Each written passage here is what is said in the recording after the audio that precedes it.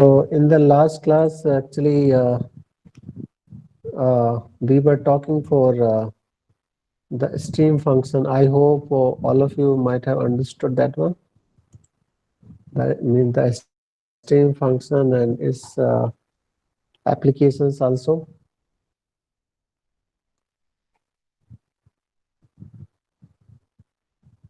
So after the stream function, actually, you have this another thing, the description of kinematics. So in that particular part, what you have here,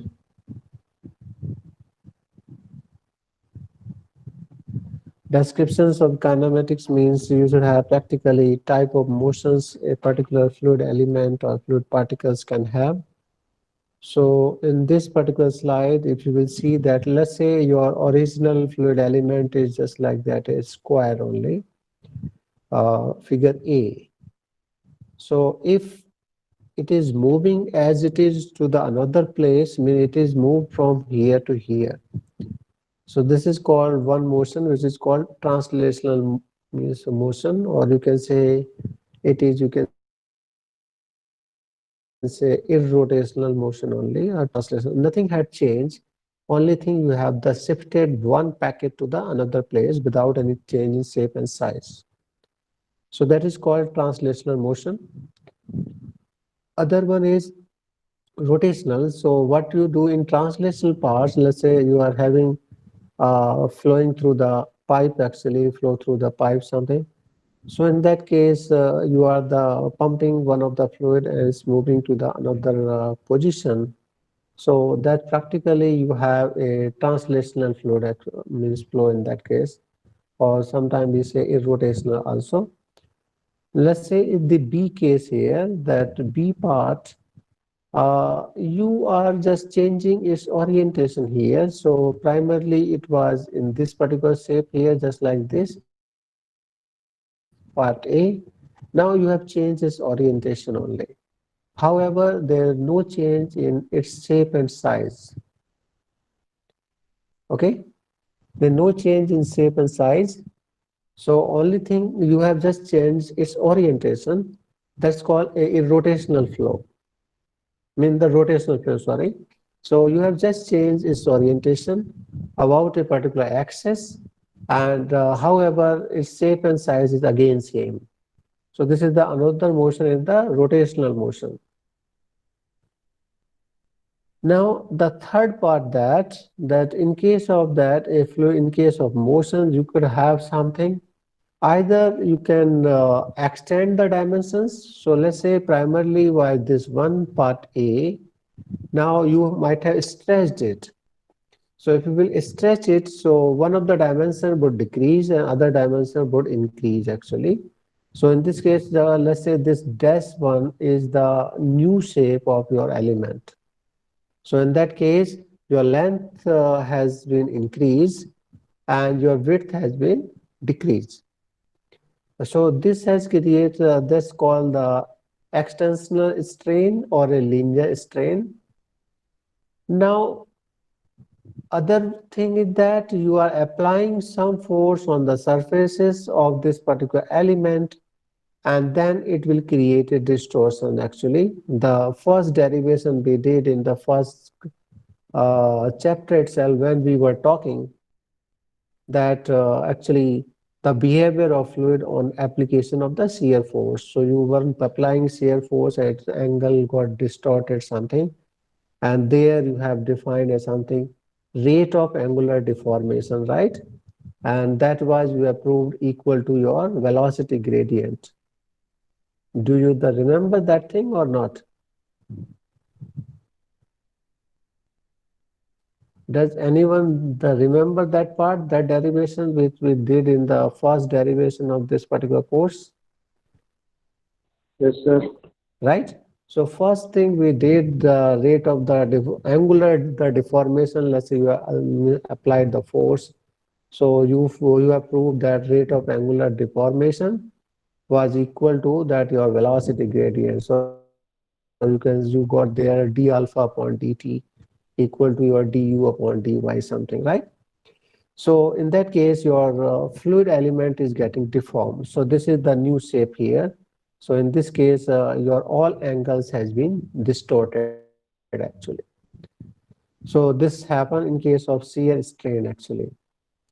So what could we have? So you would have the, and all these happen simultaneously in terms of fluid flow actually.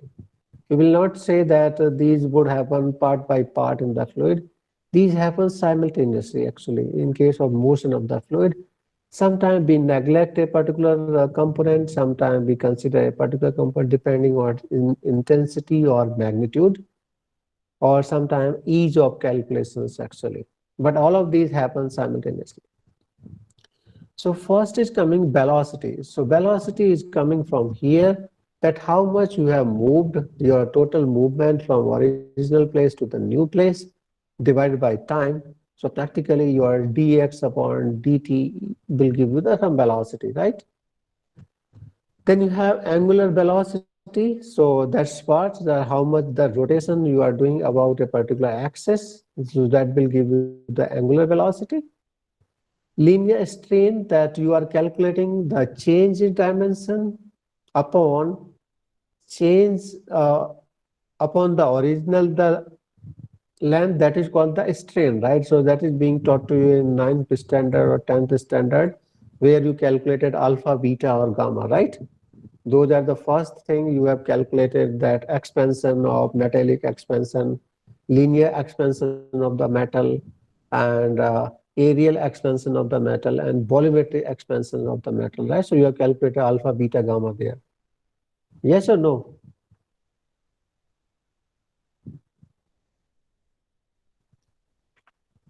Yes, sir. Right? So that those are called strain. So you are calculating change in the particular the dimension divided by the original the dimension. That's called the strain. So if you want to find in terms of rate, so you just divide by time also. How that strain is getting the strain rate actually, that change per unit time again. Same way you can calculate the shear strain again. Okay. So all these can be calculated for all flowing fluids. Is this fine till here? So practically you have four type of the motions or the deformation of the fluid. First is translational. In that, there no change in shape and size, only thing the shifting of the place. Other one is the rotational, their shape and size is not getting changed. Only thing is orientation is changing. Another one, the linear, the strain is dimension is getting stretched or maybe means contracted. So one will contract, other may strain depending on the nature of the fluid actually. And then you have shear strain. So if you have the shear force, and then your angle are also getting deformed. Correct? So let's see the next one here. So this is again the same which we were talking previously. Now all of them are there in same figure, and so this is first a translation. So the dark one is primary position, and dash one is the new position. Rotational one is again dark and dash one. So you can see the changes. Angular, the deformation here, that your angles of your fluid elements are getting deformed. Linear, the deformations, only dimensions are getting extended or contracted. So this is in short all four type of the deformations or motions in a particular fluid. Now, this part we already did actually, the fluid translational part. So we have talked about previously a material, the derivative or acceleration of the flowing particles. So this we have already done this particular part. So velocity expressions, based on that you calculate the total acceleration of the particles. So in that case, your shape and size, you are not considering any change there. And motions were only translation one, is changing from one place to the another place only. So here the first three terms is called convective accelerations.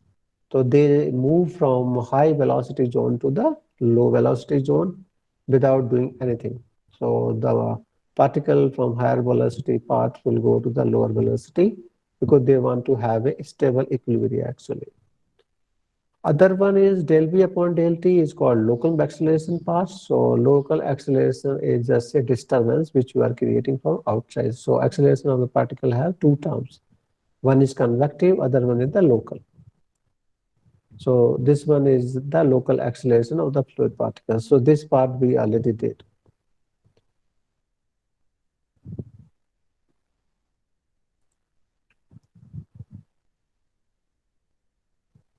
Now, if we want to write this for individual directions also, so if you want to write for, let's say, acceleration of the particle only in x directions, only in y directions, only in z directions, so either you calculate from previous one and calculate the components which are having I cap, calculate the component which are having j cap, calculate the component which are having j cap, k cap. So you can calculate all those from there also, or individually also you can calculate. So their velocity vector here is being changed by x component of velocity here. So this is changed by u, this is also changed by u, this is also, rest is same.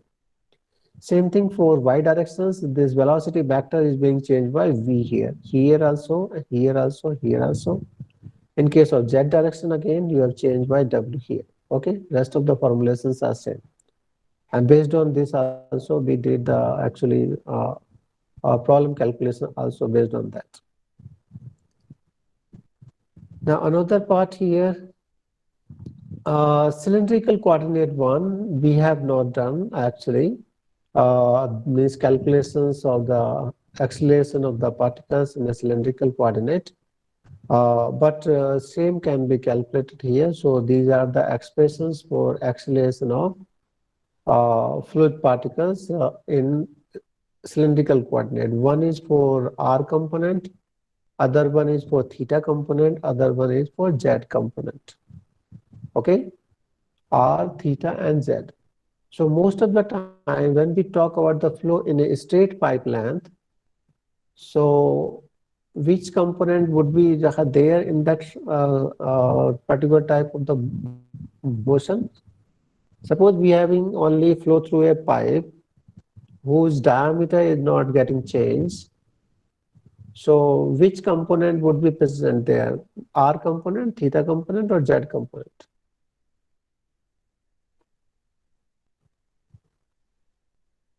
So Z. Yeah, only Z because the motion is only happening in Z directions. Theta, it will not be there because you are saying the diameter of tube is not getting changed. So it would be a axisymmetric flow. Same thing in R because the pipe is not perforated. So then no flow in R direction also. So R theta component will vanish and you will have only a Z component. Okay. Now, this is another way that in case of the deformation part or the rotational motions or angular, the deformation, this is how it will take place. So this is the original fluid particle element whose dimensions were delta x, delta y, and this is the origin, and this is point A and B. Now, after time t, delta t, let's say this is your new position. This particular dimension bent up by delta alpha, and this dimension bent to this side by delta beta. So if you want to find the change, that how much has been changed from the original one. So original one means the original one, this. Suppose this you want to move alpha up, so this will move this alpha. So this would be a new position, right?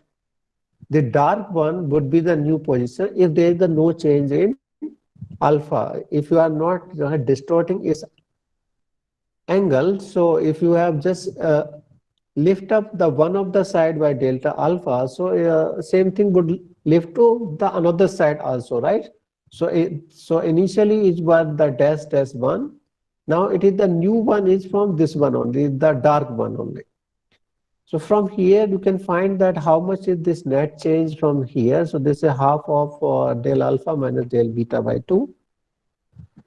Uh, Now from there, you can find rate of angular the deformation, that how much is the rate actually, at what rate it is being, getting the deformed in xy plane. This, if you cannot understand well from here, the best one is that which we derived in the class. There we took one element, fluid element, you have put a force there, and then you have that distorted by angle delta alpha. So I hope that was clear to everyone, right? So you did the deformation only in uh, by the direction component of x component of the velocity. Same thing, the deformation can also be possible by y component of the velocity, or then you add them up. You will get the total, the deformation by both of them. Will that be fine? So you can try that way also. So in that case, this is what the rotational means velocity vector omega is given by this. The omega s I cap, omega y j cap, and the omega z k cap. So these are their angular velocities in I, j, and k directions. Okay.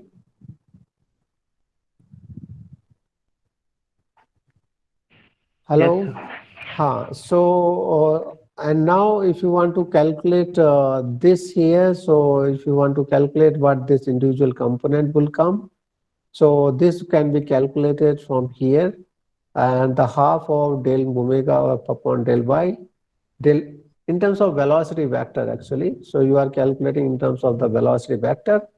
So that is the EGS convenient part, because we can measure the velocity. So we have converted your angular, the deformation into the measurable quantity, which was the velocity. Same thing we did at that particular place. We have proved that d alpha upon dt equal to du upon dy, right? That's what we have proved, right? So your same Yes, thing sir. also is being done here. This, your alphas were being converted in your velocity gradient. So let's say del alpha, at the place of that you wrote here is this component actually, the del u upon del y, and del beta is del w upon del x. Okay. And you added for all three coordinate the system. So this is what your final expression would come. You try to understand if you can understand, otherwise you can stick to this particular formulations. So this is your total angular velocity of the rotational fluid actually. So suppose you want to check it whether a particular flow is irrotational or the rotational. So your individual component must be equal to 0. If you want to check it that whether a particular flow is rotational or not, so you have to calculate all these components, the first component of I, then j component, then k component, and each of them must be individually should be equal to 0. If that is coming equal to the 0, means your fluid flow is satisfying the condition of irrotational flow. When do we need the irrotational flow? Let's say you are talking about, actually you have not studied the reaction engineering so far. So where you are passing a fluid inside a reactor, what you want that whatever fluid is being passed a particular cross section, it should not go back, it should not move in this side also, it should move in a packet only, so that the entire length of the reactor can be used for a better purpose. Means by chance, let's say some fluid is being the reacted here, or just a gate. Let's say the hundreds of people are passing through a particular gate, or let's say some particular some 10 or 30 people are not passing to the gate, they are just moving on the gate. So in that case, the effective passes would decrease actually. So same thing happens in case of the rotational flow also, in case of the reactors or tubular the reactors.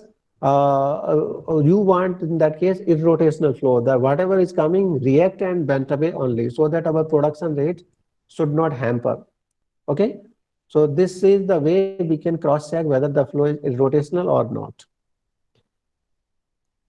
So in mathematical form further also you can rewrite this, that your angular velocity vector can be the given half of del cross B, or del operators is already known to you. So this is del upon del x into I cap, del upon del y into j cap, del upon del z into k cap. A velocity vector you already know that your ui, vj and wk. So at home, you just try to, okay, just del cross B if you want to do the cross product. Are you getting this or not? If you do the cross product of I into J, what will you get? K. K. Right. K. So if you are going to clockwise array, you will get the next identity, and anti-clockwise, you will get the minus of that. And where that the indices are same, you will get 0. Zero. Okay, so that way you can also develop this particular formulation actually.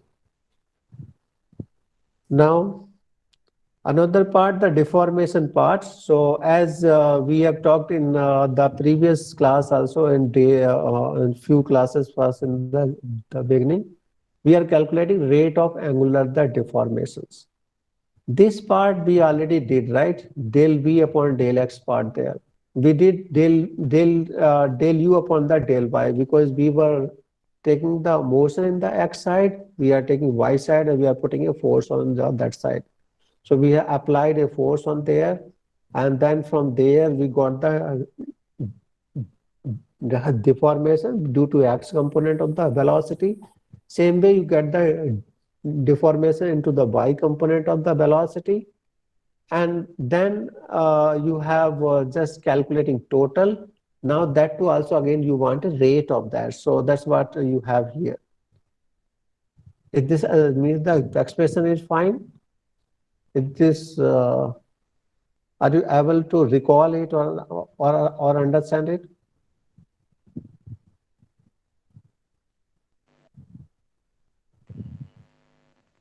Yes. Right, so you have first is this side, then this side, add them up, and then you are counting the total in a particular time and divide by total time. So that's what you have here, del V upon the del X. Your the dimension is changing in X side in the delta X and multiply by delta T. Same thing for here. So you got the total change in this side divided by the total time. So finally you ended up with this, or del B upon del X and del U upon del Y. So this is what also we got at that particular place. We got del alpha upon del T equal to del U upon del Y. Same thing you got there. You can get there del beta if you want to distort it in Y side. So you will get del beta upon del T. You will get del V upon del X. So just add them up only. So you will get this only. This is the rate of angular the deformation in XY plane. If you want to write the same thing for YZ plane, so what would change here? If you want to write this for YZ plane, so your X component would change by Y only, means the Z only. So X component velocity is U, so U would change by W, and your X coordinate will change by Z only. So that would be this one. So if you want to calculate for Z plane, angular the deformation in YZ plane, so you will get del W upon del Y, del V upon del Z, and same thing in ZX plane, del W upon del X and del W upon del Z, del U upon del Z. Okay? Yes, sir. Right? So if you can remember this way, well and good. If not, just think this way. What planes you have? You have two planes, Y and Z. So Y component of velocity would be divided by the another plane, and z component of velocity would be divided by the another plane. That is also the another way to the remember it. Okay. Yes, sir. Yeah. Okay, sir. So that way you can calculate your rate of angular deformation in xy plane, yz plane, and zx plane. Now we want to calculate strain, that what should be the change in the dimensions of a particular element. So the definition is given as we already know that rate of increase in the length per unit original in the length only. That's called the linear strain, uh, rate of increase in the length only, right? So that depend what the directions you are considering, and based on that your direction you can say either it's means expansion or contractions. So in Cartesian coordinate, it is defined by this. So the strain in x side is given by del u upon del y, del x, sorry. This is the strain in y dimension, del b upon del y, strain in z direction, del w upon del z. So we have the derivation for this also. How is it coming? So we can check that also. So let's say you have a particular means element whose original length was PQ. PQ is the original length, which is the dark segment pair. It was the original length. Let's say your this fluid element is moving with some velocity u alpha. It's moving with the u alpha, the velocity. So you can now you know the how to use the Taylor series means expansion just to calculate the what would if at this particular place the velocity is the u alpha, so you can calculate what should be the velocity at this particular point. You can calculate velocity at this particular point because the here was the velocity u alpha. You can find is Taylor's expansion by u alpha plus del u alpha upon del x, this whole thing the multiplied by dx by dx. So dx is this. So you can calculate what should be the velocity here. It can be calculated, right?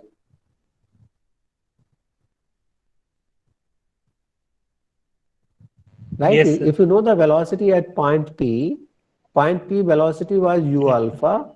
You can calculate what should be the velocity at point Q while doing the Taylor series expansion, just considering first term. So this is your that velocity component u alpha plus del u alpha upon the del x. You have moved from here dx alpha, so that you have the multiplied. So that is your velocity here. This is what you have. This is your velocity, right? So now you got this velocity. Now we want to say that how much is p into p dash, because we want to calculate that how much is the change in the length. So change in the new length is p dash q dash. Old length was p and q. So if you can find the difference between p dash q dash minus pq divided by total time, that would be your rate of linear strain in direction x. Direction alpha, actually here you have put the alpha as the orientation actually. Is that fine? So now you have to put how would you calculate your p dash and q dash? How would you calculate that? So can you understand this? The length of p dash q dash. This was the velocity at this particular end at point q.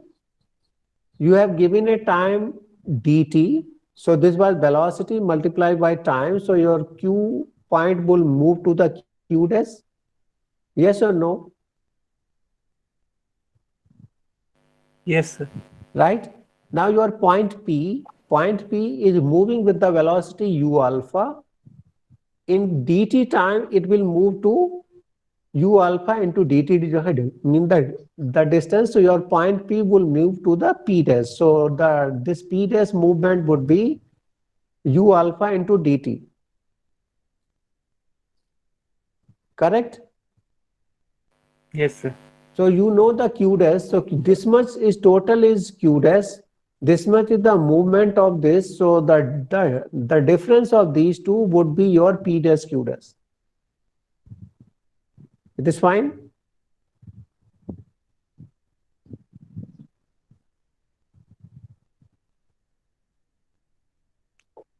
Yes, sir. Now, so how much was PQ? PQ is this. PQ was just dx only, dx alpha. This was your PQ. Original length PQ was dx only, so that came in the denominator. So if you will simplify this, you are just getting this del u upon del x. And it also makes sense that whatever velocity you are moving in that particular direction, so if you want to find its uh, movement per unit length, so that velocity multiplied by this component, the dimension of that x, would give you the rate only. Yes or no? Yes. Correct. So that will give you the rate only. So that's what the same thing you got here. This is your del u upon del x. So same thing we wrote here in the beginning here. For x component, strain is del u upon the del x. Same way we can do the derivation for y component, same way for z component. That's what I am not showing here. We have just shown for any direction alpha. So alpha could be a x direction, it could be a totally y direction, could be a totally a z direction. So if you want to write it for x, so your alpha would be this side, you are not considering, so you will get del u upon the del x. If you want for y dimension, you will get del v upon del y. Z direction, your del w upon del z. So now what would be the total strain? We can calculate the total. So strain means now you have volumetric strain or bulk, that means the strain here. So bulk strain or volume strain means how much is volume change per unit volume. So initially, just like your volumetric expansion or contraction of the solid materials, so you have calculated the total volume change that divided by original volume. Same thing could be done, can be done for fluid part also, that you can calculate that how much is the volume change. So previously we have calculated the strain in direction x, direction y, direction z. So strain co, if you will actually divided by area, what will you get?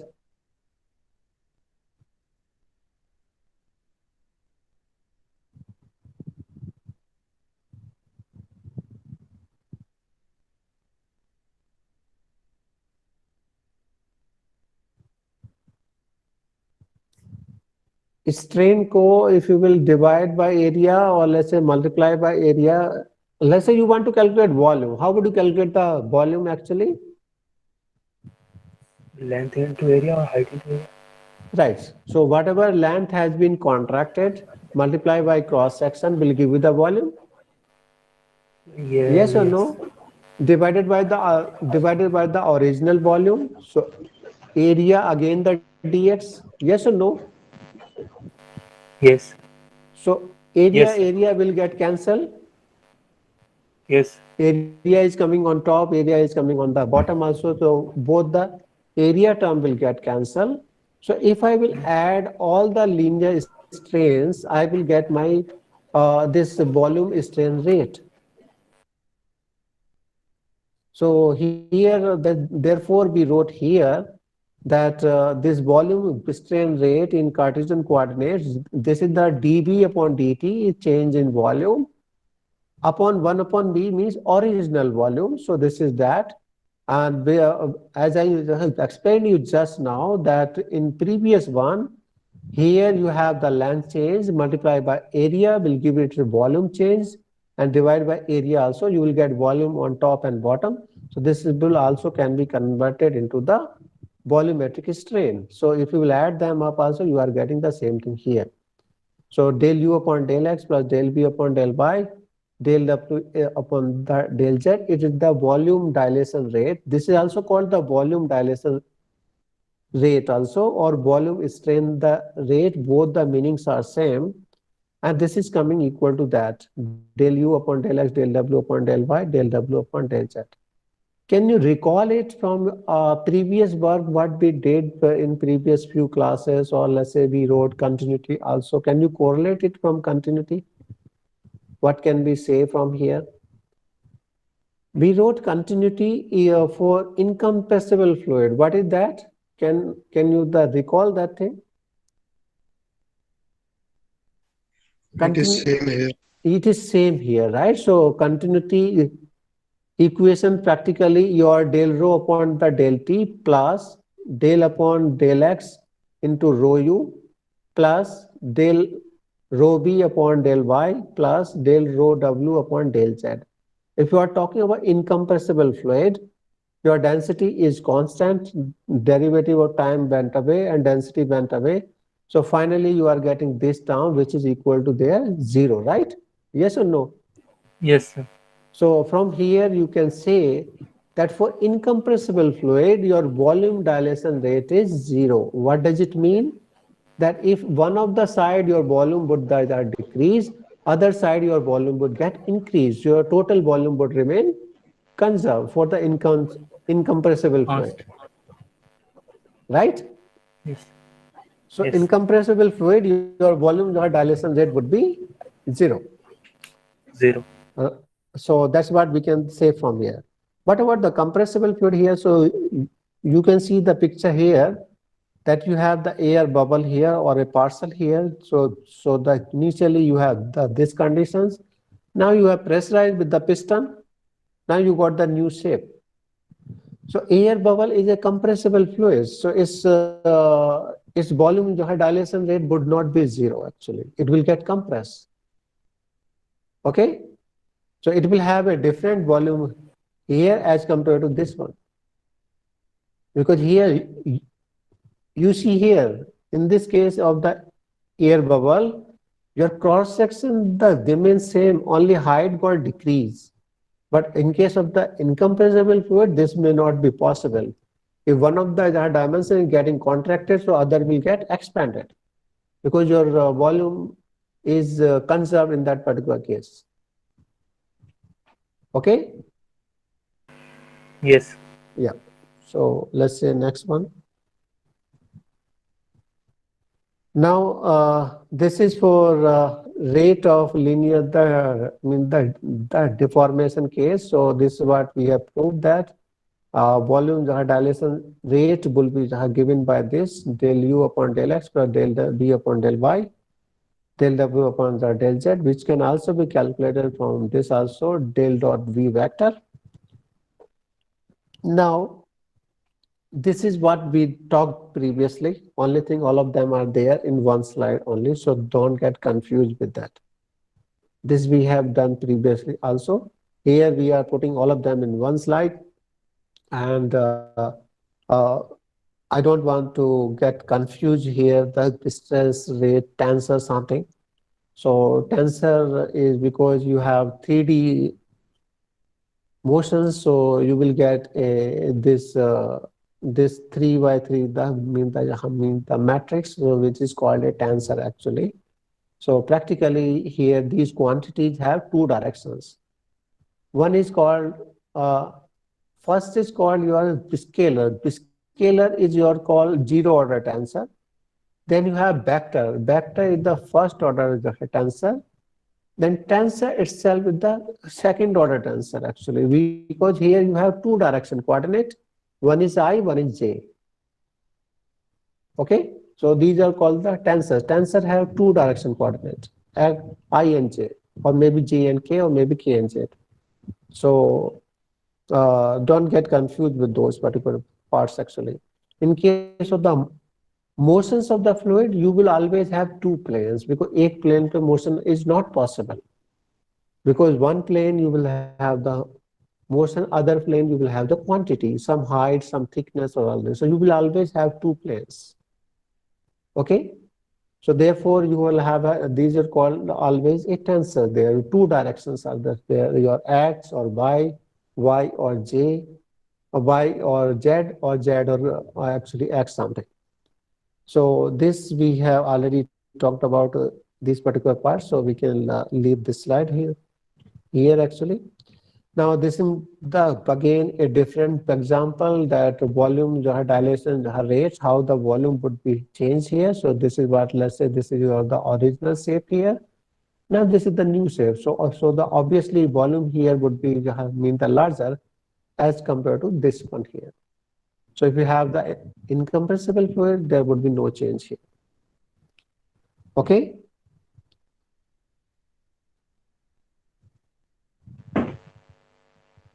Now, Yes, sir. next part is vorticity. Vorticity, I think something you might have heard. Have you heard the term vortex?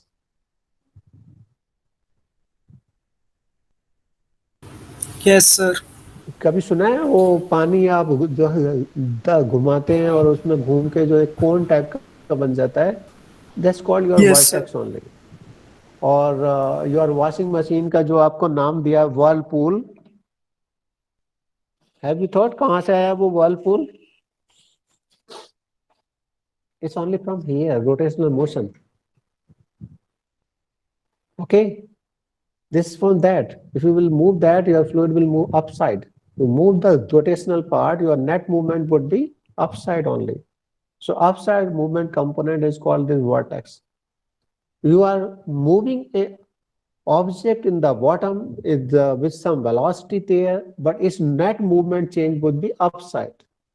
So that's what you have here. This is called vortex only. How far your momentum can be transported in the axial side, axis of the rotation actually. And direction is given by this right hand thumb rule here. So this you can leave maybe this part, but the vortex is practically is being calculated. The vorticity vector zeta would be calculated from del cross B, the cross product of your del operator and your velocity vector. Rate of the rotation vector can be calculated half del cross B that you have calculated the previously rate of the angular velocity, right? So the omega is calculated by del cross B into half of that. So practically your vorticity is 2 times of angular the rotation actually, because here vorticity is del cross B, angular the rotation is half del cross B. So vorticity is twice of this means angular velocity. इतना ध्यान रहेगा, your vorticity is twice of angular velocity. Will it be remember? Yes, sir. Because this most commonly come this type of short question papers in your gate and all this. So this is how you can say that if you move this way, so this will form a ring, and finally they have a tendency to revolve in the direction of means perpendicular to the axis of the the rotation only. That the motion in that particular side is called vorticity only. So practically in case of your washing machines or in case of your toilet commode also form the vorticity. Does it create positive vorticity or the negative vorticity? Your toilet commode.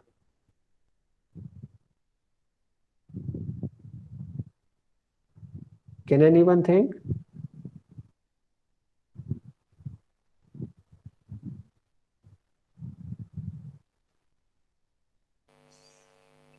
Negative.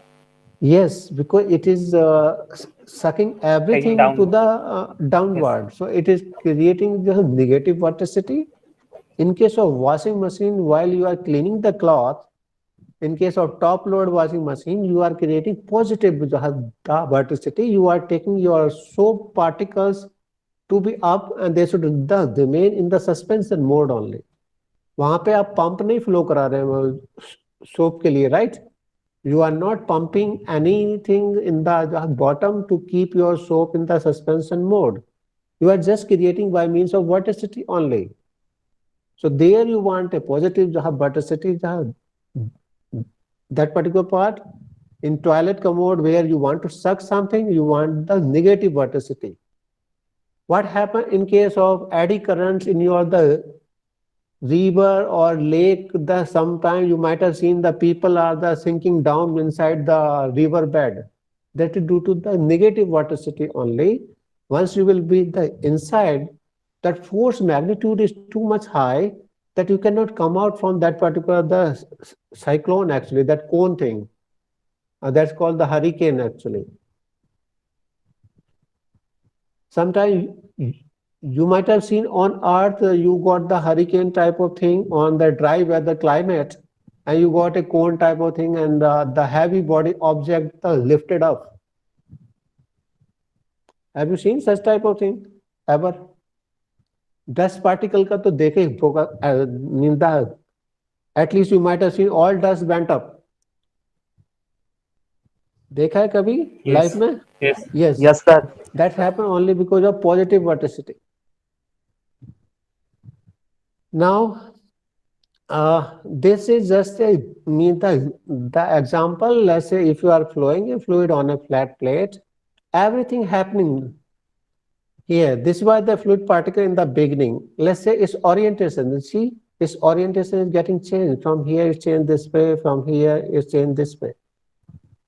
Why it isn't happening? As I told the previously, in a flowing fluid, all motions take place simultaneously. What happened from here to here? Particle was here, now it has moved to the new place. This is called translational motion. Second, see the orientation. It was previously eyes was on top, now eyes are ulta. It is due to of rotational motion there, because here you have a surface, it will feel a shear force, and shear force will give the rotational part. Angular, the deformational part there. So shear force component or the viscosity is the component which always give you the rotational component. Because you want to move it, viscosity will not want to have the any sort of the interference inside the motion. Finally, you are the twisting it only, so you will get that component only. So you will get both. What about very far away? So as see at this particular line, there is no change in the orientation. Particle is just moving just like that. Why is it so? Because you are very far away from the surface. Now the surface forces cannot affect your motion actually. So therefore there is no change in the orientation here. So this is called completely irrotational motion, that you are just moving in a same direction without any the rotational component. Okay.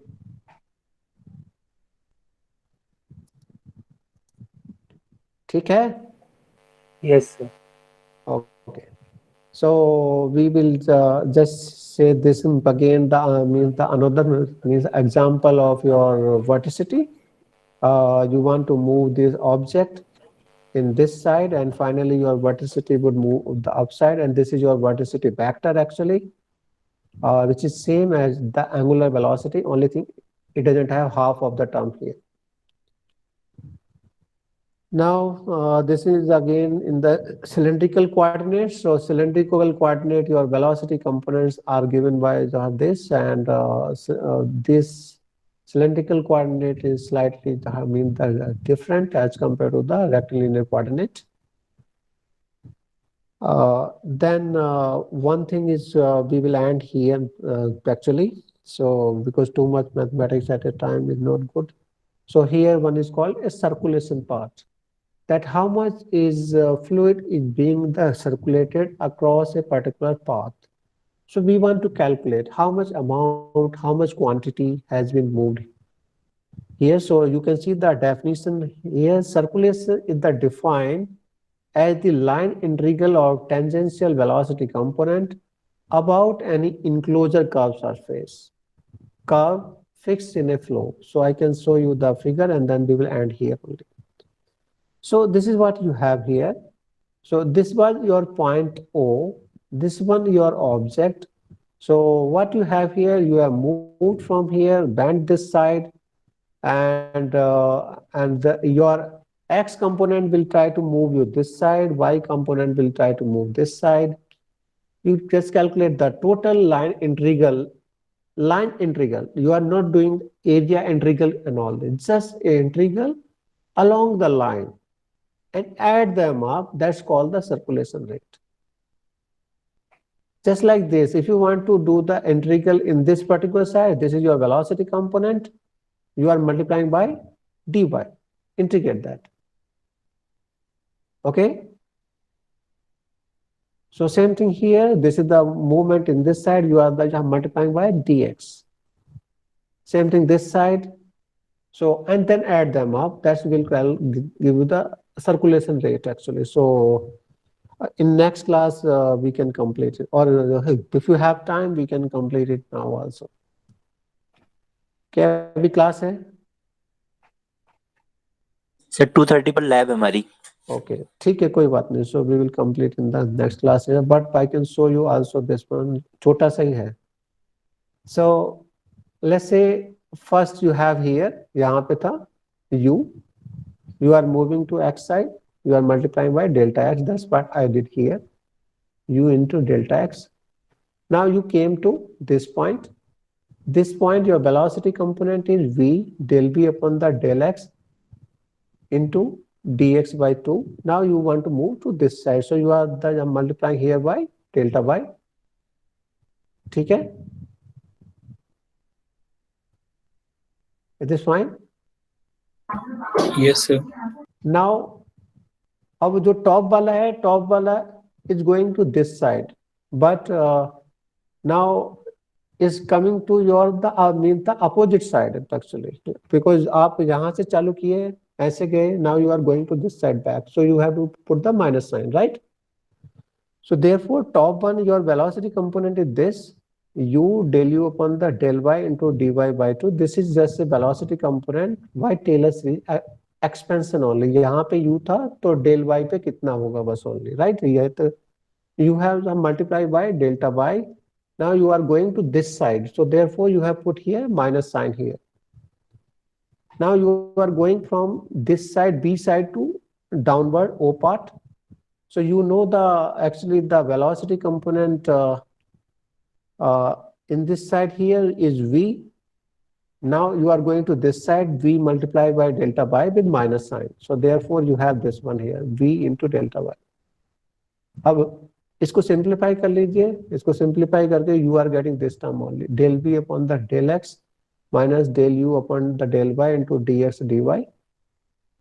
And this is your nothing but your angular velocity in z direction, del b upon del x del b. So therefore you wrote here 2 times of angular velocity, and del x into del y is what? ये del x into del y ये है पूरा area right? Correct? Area of this. So you got here area. So finally your rate of the circulation came how much? This much only, 2 dw into d2 into omega into dA. You want to integrate for entire area. So you have put an integration sign here. This is your del dot v. What is your del dot v is called? Vorticity. कुछ तो बोल दीजिए. Del dot just give Sir, 1 can minute. we stop? Sir, Yeah, समझ yeah, ही नहीं आ रहा sir आज तक कुछ. Actually, बहुत ज्यादा हो गया सुबह से. ठीक है, fine, no problem. सर एक Okay. चीज और sir, can you share the slides please? Yeah, on yeah, Google sure, Class? sure. I'm just sending to all of you. Okay, then we will close here. Thank you, sir. Thank you, sir. Yeah, yeah. Bye. Thank you.